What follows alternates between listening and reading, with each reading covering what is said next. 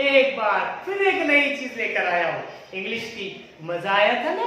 पहले हमने कैसी कैसी चीजें पढ़े, कैसी कैसी बातें सुने, हम अपना नाम इंग्लिश में भी बताने लगे।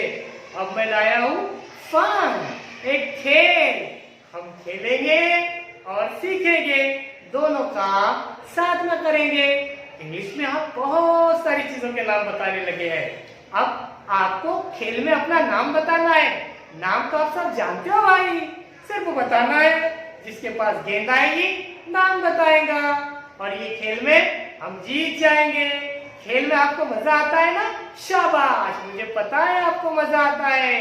मेरी सरपरस्त हजरात से भी गुजारिश है कि आप भी जो है तो अपने बच्चों के साथ ये खेल खेले, खेल के जरिए तालीम दे, उनको खेल भी तालीम भी एक साथ चलेगी। चलिए हम देखते हैं हमारा सबक और खेलते हैं माय फन।